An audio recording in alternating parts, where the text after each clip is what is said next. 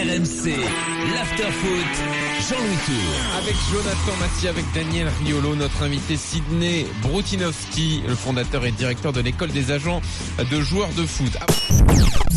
Sur le site agentdefootball.com.fr. Vous avez fait un article sur cet article intéressant sur la gestion du cas Dembélé, puisque donc c'est un sujet récurrent dans l'after, l'accompagnement des jeunes joueurs, surtout les joueurs qui sont encensés trop vite et qui se brûlent les ailes du coup. Demain, il y a PSG Rennes, on parle énormément de Dembélé, 18 ans, et ça nous intéressait. Pour le coup, lui déjà parti. Déjà pour Dortmund quasiment, ouais. Il allait visiter les installations. Oui, c'est fait. Ouais. Mais alors, ce qui est intéressant dans ce que vous dites, c'est quel doit être le rôle du conseiller, de l'agent de Dembélé. Alors oui, vous dites pas agent, vous dites du conseil déjà. Il a un avocat, lui. Il a un avocat mandataire sportif. Ce qui a été étonnant dans cette affaire, c'est qu'on s'attendait à ce qu'il veuille le vendre très cher. Finalement, il va partir pour pas cher. Ouais, après, c'est Puma, c'est Dortmund, c'est peut-être, il y a du business. Moi, ce que je comprends pas, c'est que les clubs devraient apprendre des erreurs du passé, voir que le nombre de carrières qui ont pas donné ce qu'elles auraient dû être, comme celle de Ben Arfa Villa, et se rendre compte que faire ça fait du mal aux joueurs, et ça fait baisser la valeur marchande du joueur. Précisément, concrètement, comment il est géré?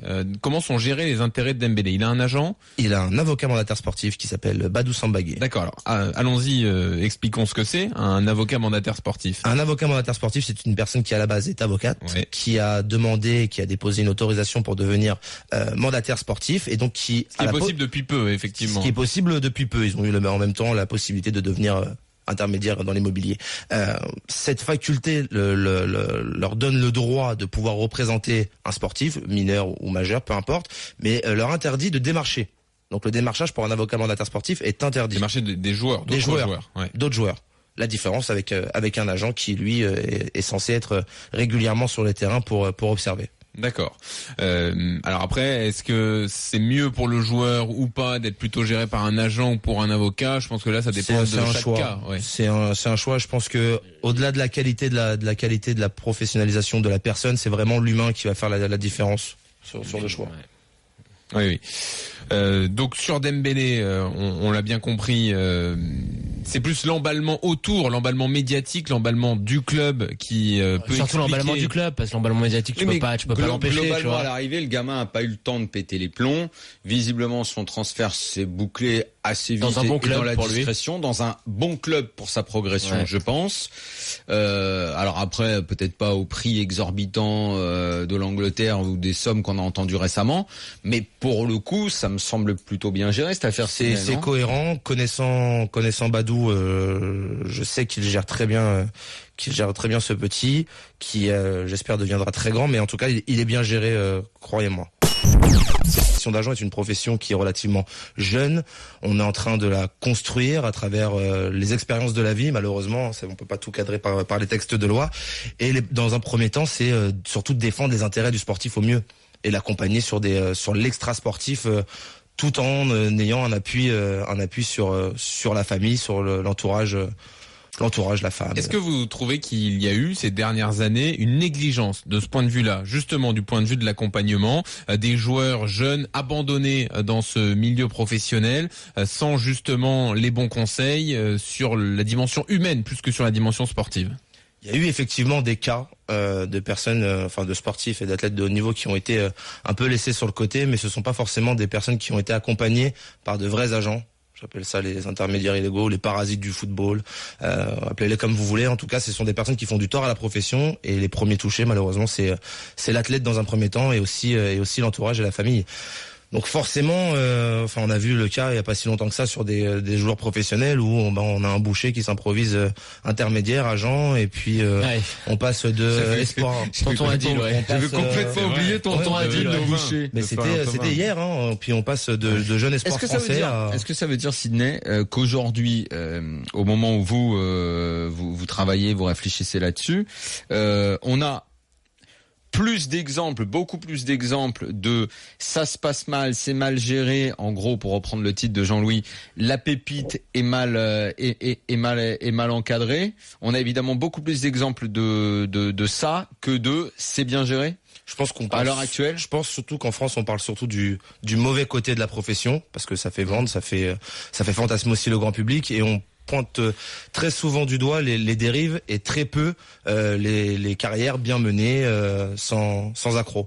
Donc effectivement, c'est facile de prendre le boucher de Belleville qui fait ne pas aller son joueur à l'entraînement, mais il y a aussi une multitude de transferts qui se passent très bien avec des agents qui ont un professionnalisme poussé. Il y a un autre aspect qui est développé dans l'article que je trouve intéressant, c'est la peur, j'imagine, pour le conseil, comme vous dites, donc pour le proche, l'avocat ou pourquoi pas l'agent, de se faire doubler au moment d'un gros transfert. Parce que donc on a une pépite, on sait qu'il va y avoir un gros transfert, mais forcément les agents arrivent, les autres agents, et qui appellent sans doute le joueur lui disant « moi je peux te placer dans tel club si tu viens travailler avec moi ». Et là, grosso modo, ce que vous dites, c'est limite, il faut maintenir la relation de confiance avec le joueur et ne pas changer sa façon de travailler, sa façon de voir les choses, malgré ces vautours, parce que je cite Daniel qui est cité un moment dans l'article aussi, ces vautours qui peuvent graviter autour des joueurs. C'est exactement ça. Il est très facile de faire croire à un joueur qui vient de signer son contrat stagiaire pro qu'on a des contacts avec Arsenal, le Bayern et d'autres clubs qui font rêver tous les jeunes en centre de formation.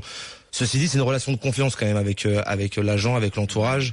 Le joueur, c'est un travail d'équipe. Il y a le travail d'équipe sur le terrain, donc la partie sportive, et l'extra sportive qui est gérée par l'agent. J'en reviens au métier d'agent. Est-ce que ça fait peut-être partie des idées qu'on avance comme ça, mais qui sont impossibles à mettre en application, mais limiter le nombre de joueurs dont s'occupe un agent?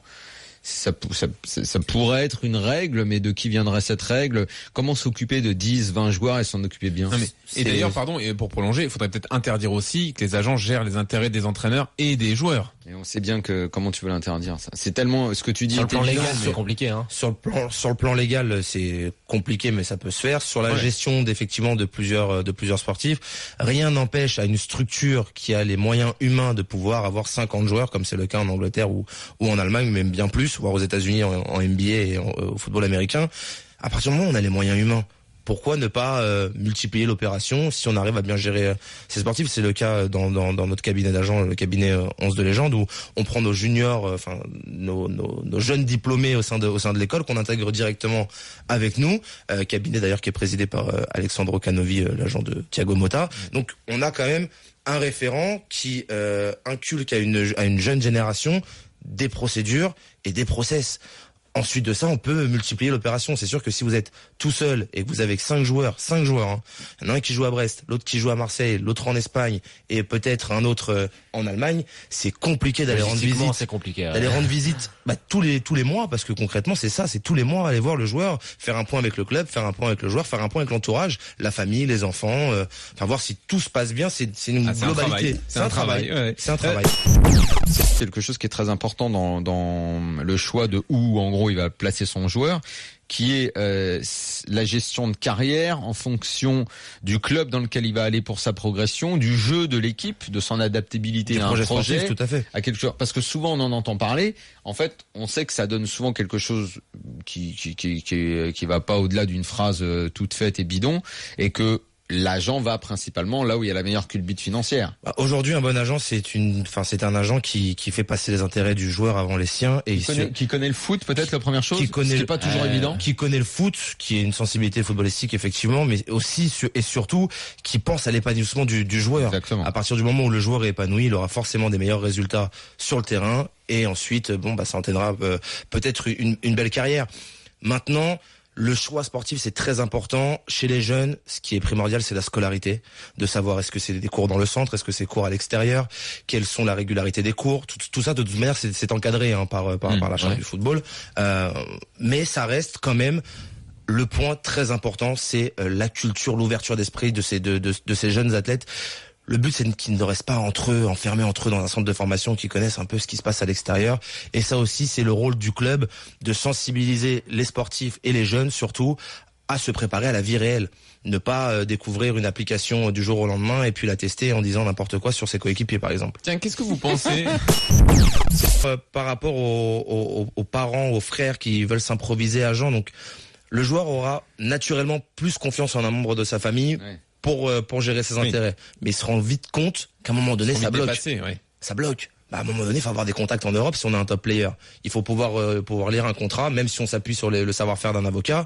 Ça bloque. Un agent, c'est un carnet d'adresses, c'est du relationnel, c'est des déplacements. Après, quand tu dis ça, et ce que tu dis est une réalité. C'est aussi après la porte qui s'ouvre pour le même gros agent